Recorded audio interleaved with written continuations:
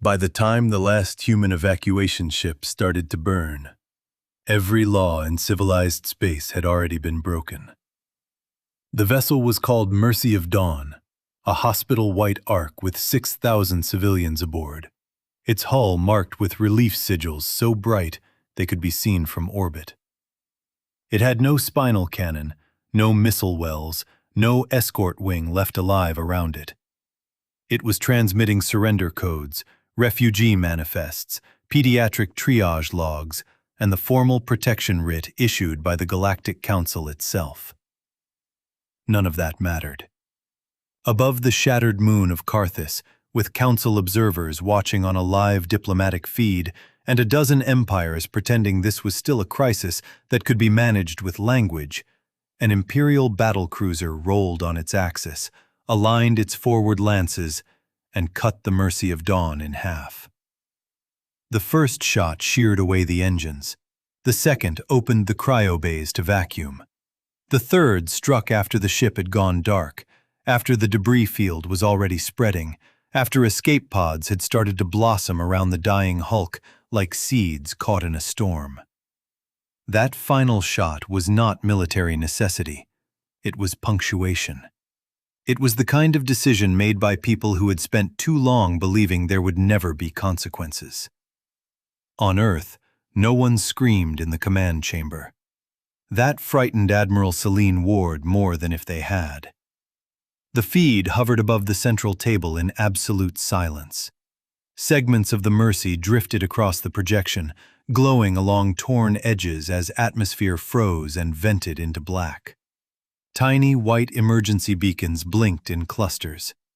A child's recorded voice, still trapped in the loop of an active distress channel, kept repeating the same line through static in 3 languages. "We are under Council protection.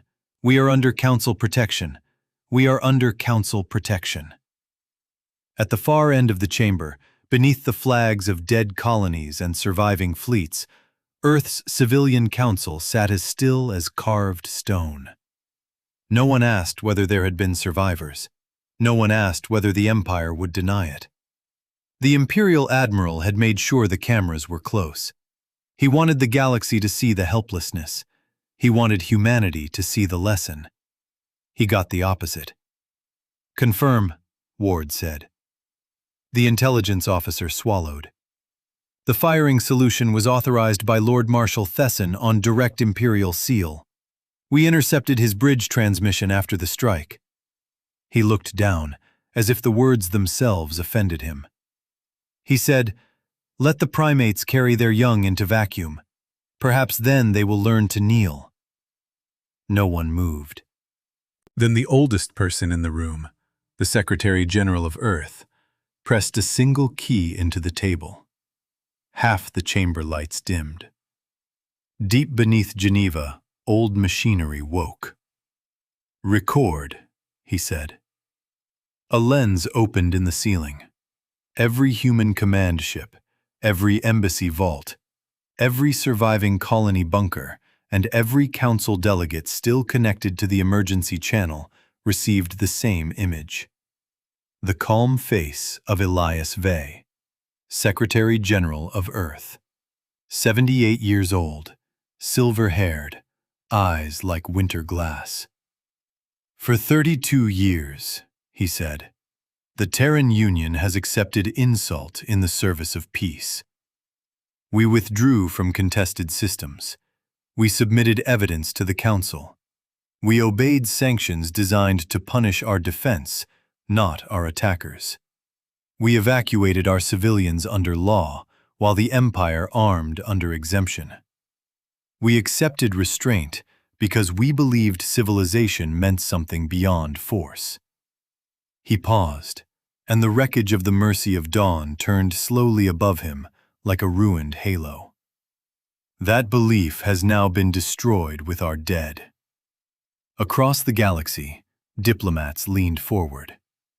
"In accordance with Emergency Doctrine 9, Vey continued, Earth now recognizes a state of terminal covenant breach.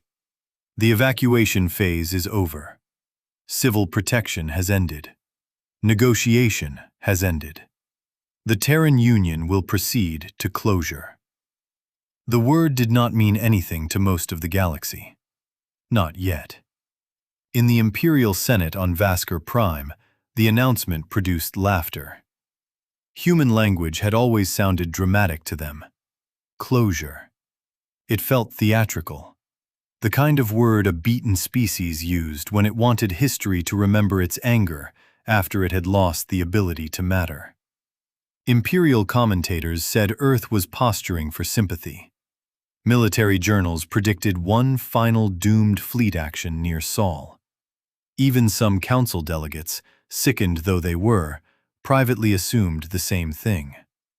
Humanity had bled too much, lost too many colonies, evacuated too many worlds. Their convoy routes were collapsing. Their refugee numbers were climbing. Their allies had quietly stepped away. Their famous discipline looked, from a distance, a lot like exhaustion. Then the gates went dark. Not one gate, all of them. From the core worlds to the rimward trade lanes, from council capital hubs to remote military relay arches anchored above unremarkable red dwarfs, the entire interstellar transit lattice simply stopped. Rings the size of moons, older than living memory, their inner bands glowing with impossible equations, had linked the galaxy together for centuries. Fleets moved through them. Grain moved through them. Antimatter, medicine, envoys, court summons, wedding gifts, pilgrims, prisoners, machine parts, tribute. Everything that made a galaxy function moved through them. Whole civilizations had been built on the assumption that the gates would always answer. At 1407 Standard Galactic Time, every ring dimmed to cold metal. Ships entering transit corridors vanished into null shear and were torn apart.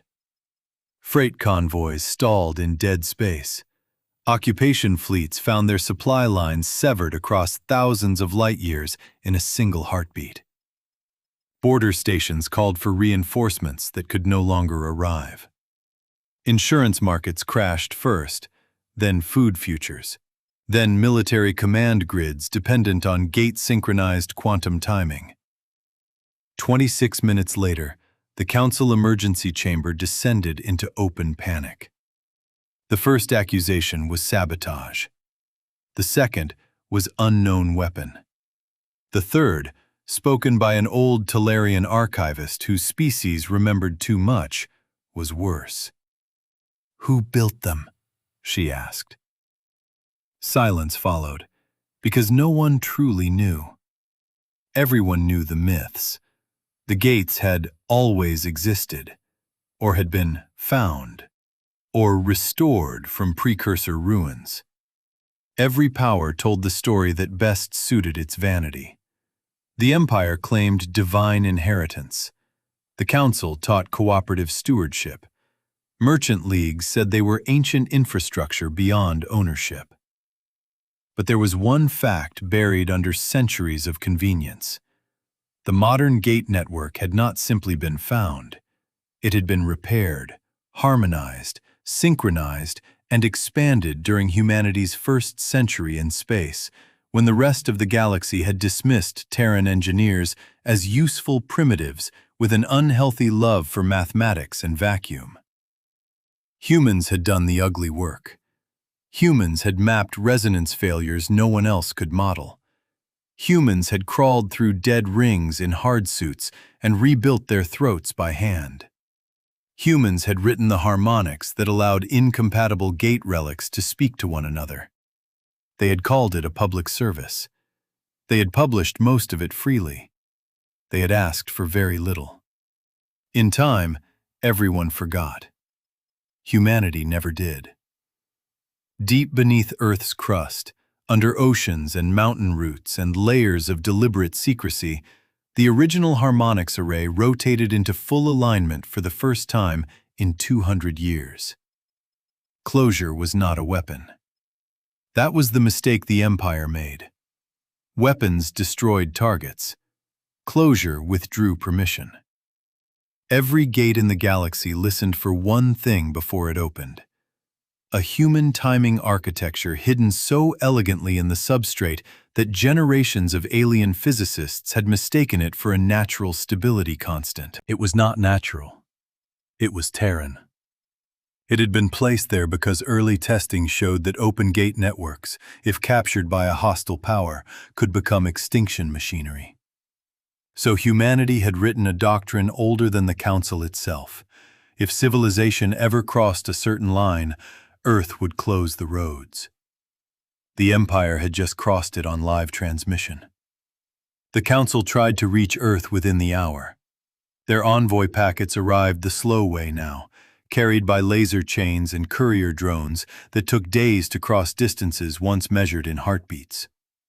Humanity did not answer immediately. They were busy. The Second Terran fleet emerged over Carthus without using a gate. That terrified everyone who saw it more than closure had. Imperial doctrine was built on transit control. Their fleets were massive because gates let mass arrive instantly. They had never prioritized long-range autonomous drives. They did not need them. Why spend treasure on endurance when the roads belong to you? But the black, wedge-shaped ships dropping out above the ruins of Carthus had crossed 42 light-years under a propulsion system no alien power possessed, no alien sensor grid had tracked, and no alien strategist had ever believed practical. Their hulls were dull as burnt iron. No heraldry, no parade lighting, no decorative fins, no intimidation theater. Just function. Just angle and shadow and engines that left no visible flare. The lead ship transmitted on every military band. "This is Terran Fleet Command," Admiral Ward said. "All escape pods from Mercy of Dawn are under Terran protection. Any vessel interfering will be destroyed." Lord Marshal Thesson answered personally, amused even now. His battlecruiser and its escorts still held orbital dominance. He had local superiority, heavier tonnage, and an unbroken record against retreating human forces. He opened a channel not because he respected humanity, but because cruelty always preferred witnesses. "You arrive late," he said, his mandibles flexing in a smile humans had learned to read as contempt. "Sweep your dead from the field and leave. The Council no longer has roads to save you." Ward looked at him for a long second. "We did not come to save ourselves."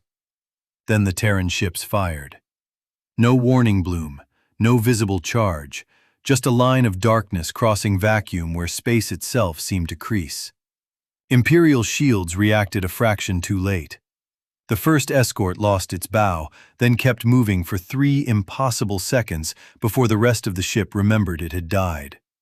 The second exploded from the inside as its reactor containment inverted. Terran targeting was surgical, cold, humiliating. Weapons arrays, engines, bridge spines, escape denial grids. They took apart the Imperial formation as if stripping armor off a trapped animal. Thesson ordered a broadside.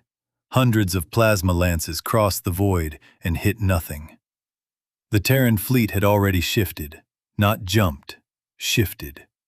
Their ships moved in ways that violated the Empire's tactical assumptions so completely that bridge crews hesitated before even naming what they were seeing.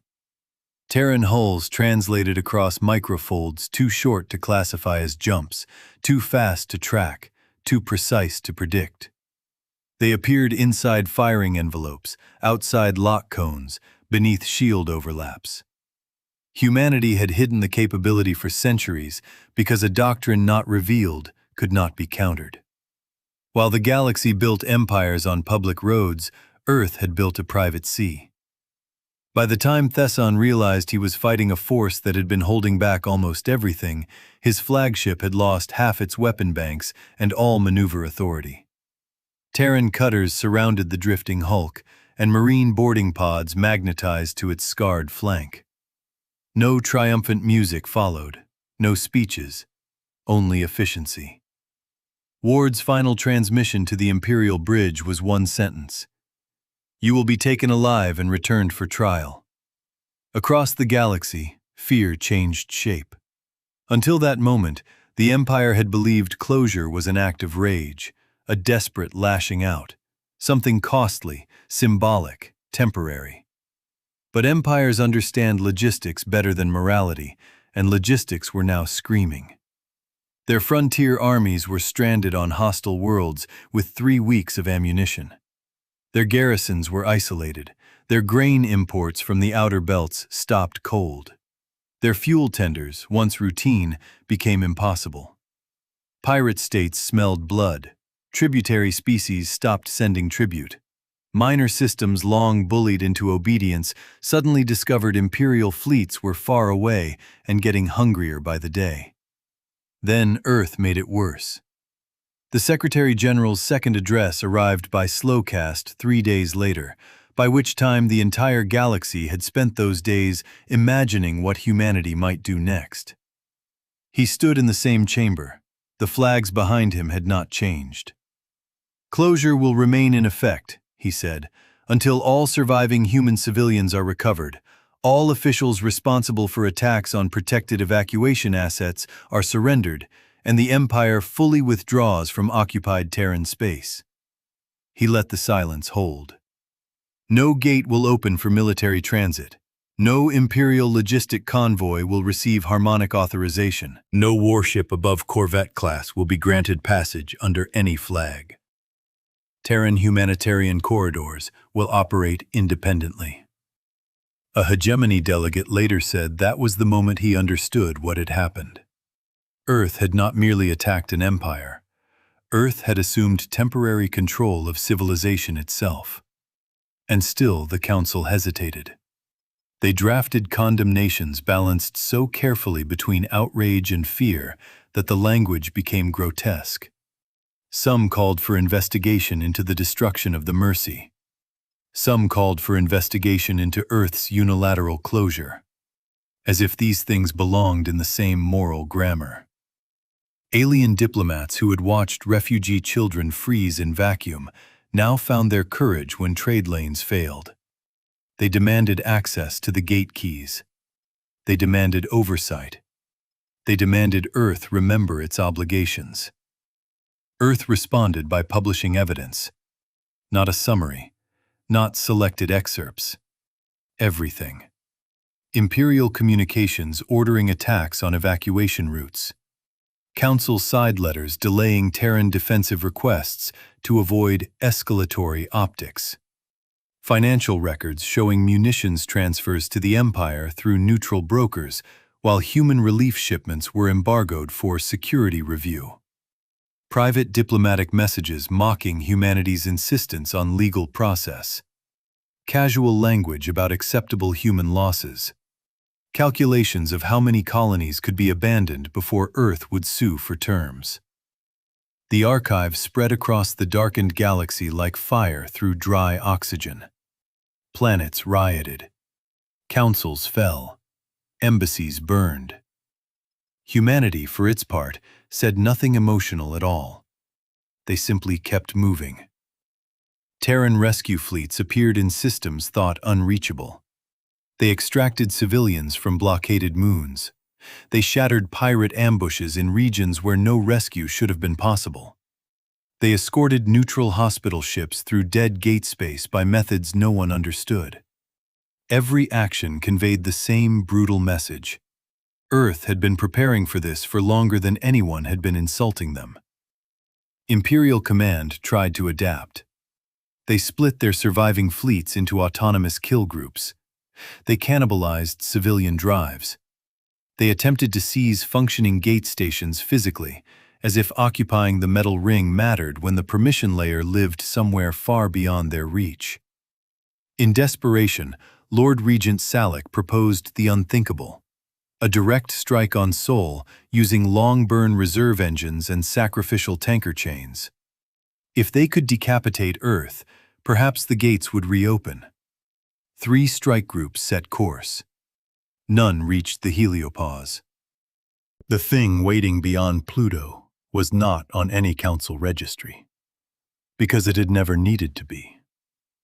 Officially, Earth maintained a modest home defense net, legacy platforms, ceremonial patrols. In truth, Earth's real fortress began where ordinary maps became comfortable lies. Black stations hung in the dark between dwarf planets, heat hidden and inert until threat trajectories aligned. Mass drivers the size of cities rotated out from camouflage fields. Autonomous picket swarms woke by the million. Not drones, not exactly, closer to guided shards, each one stupid alone and merciless together. The first Imperial strike group died before its crews fully understood they had been detected. The second transmitted fragmented screams about moving debris and metal weather. The third turned around. It made no difference. Nothing that had crossed the Sol exclusion perimeter was permitted to leave with military telemetry intact. When recordings of the failed strike leaked, the galaxy got its first clear look at the architecture of Terran deterrence. It was ugly. That was the disturbing part. Alien superweapons were usually grand, ornamental, self-conscious. Terran defenses looked like tools built by a species that took extinction personally and aesthetics as an afterthought. No glory, no theater. Just layers upon layers of systems designed by minds that assumed one day something stronger, crueler, and less imaginative would come. And when it did, Earth intended to be ready. The Empire began to fracture openly after that. Provincial governors declared emergency sovereignty. Client species refused conscription quotas. Border admirals negotiated private ceasefires with local human commanders. Thesson, now a prisoner under full evidence seal, was displayed at his trial not in chains, but in a transparent chamber with every transmission he had authorized scrolling around him. Human prosecutors did not shout. They did not dramatize. They simply proved each choice, each order, each preventable death. The quietness of it was worse than rage. Council representatives attended under heavy guard. When the verdict was read, no one in the chamber looked surprised. Genocide by attrition. Mass murder of protected civilians. Treaty breach under armed concealment. Deliberate attack on evacuation assets. Sentence: permanent confinement pending civilizational restitution protocols. Thesson finally spoke then, not to deny guilt, but to ask the question the rest of the galaxy was too proud to voice. "If you had this power," he said, staring at the human bench, "why did you run?" The answer came from Ward herself. "We were not running," she said. "We were moving our civilians out of your blast radius." That line spread farther than any propaganda. Even enemies repeated it in hushed tones. It reframed the whole war in a single cut. Humanity had looked weak because humanity had been prioritizing the vulnerable. Their restraint had not been inability. It had been ethics under pressure. The moment the last evacuation ship died, the ethical limit died with it. After 4 months of closure, the Empire sued for terms. They did not call it surrender. Empires rarely do. They called it restoration dialogue, emergency normalization, a path toward renewed interstellar confidence. The language was predictable. The ships carrying the signatories were not. They came under Terran escort, on Terran vectors, at Terran timing, into a system the Empire had once described as a backward primate nursery world. They entered orbit over Earth and saw, hanging below them in blue and white and stormlight, the planet they had tried to break without ever understanding what it was. Earth was not the center of the galaxy. That had always offended Imperial vanity, but in another sense, it was exactly that. Not because it sat at the geometric middle, but because it had become the hidden hinge. The species everyone mocked for over-engineering had turned itself into the quiet condition beneath everyone else's certainty. The negotiations lasted 11 days. Occupation forces withdrew. Reparations were imposed not in money alone, but in shipyards, habitat reconstruction, orbital infrastructure, and century-scale food obligations to worlds the Empire had starved.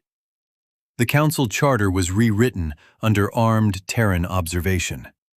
Civilian transit protections became automatic and non-waivable.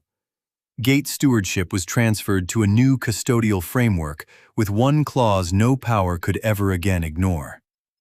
If protected populations were deliberately targeted during evacuation, Earth retained unilateral authority to suspend galactic transit. Some delegates protested that this gave humanity too much power. No one listened very hard. Because by then, the galaxy had learned the difference between possessing power and abusing it. When the final signatures were placed, the Secretary-General gave one last address before reopening the lanes. Markets froze to hear it. Fleets paused in dead space. Entire populations gathered around public screens.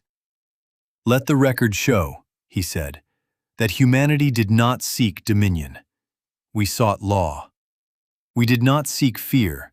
We sought peace that could survive contact with the cruel. We did not close the roads to rule the galaxy. We closed them to remind the galaxy that civilization is not made of gates, fleets, councils, or empires. It is made of lines that must not be crossed." Then, at his signal, the harmonics array shifted. Across the stars, one by one, the dead rings reignited. Light returned to the throats of ancient gates, like dawn spreading through cathedral glass. Shipping lanes reopened. Relief convoys moved. Families long stranded on opposite ends of silence wept as traffic resumed. The galaxy exhaled. But nothing went back to what it had been. The old arrogance had been cut out by the root. Every admiral now knew that Terran restraint was a policy, not a weakness. Every diplomat now understood that human patience had an edge. Every empire now measured its rhetoric against the image of a white refugee ship breaking open in vacuum and the terrible calm that followed. Years later, alien children would study the closure in school. They would memorize fleet dispositions and treaty clauses and the economic spiral that brought the empire to heel. But the adults who had lived through it remembered something simpler. They remembered how quickly contempt turned into bargaining, bargaining into fear, and fear into respect. They remembered learning, too late, that humans did not become terrifying when they were angry. They became terrifying when they were done forgiving. And somewhere in a sealed prison chamber, an old Imperial Lord Marshal spent the remainder of his life staring at the recorded wreck of the Mercy of Dawn, watching the moment he had mistaken mercy for weakness and discovered, with the rest of the galaxy, what Earth had really been protecting all along. The gates were open after that, but no one ever again forgot who could close them.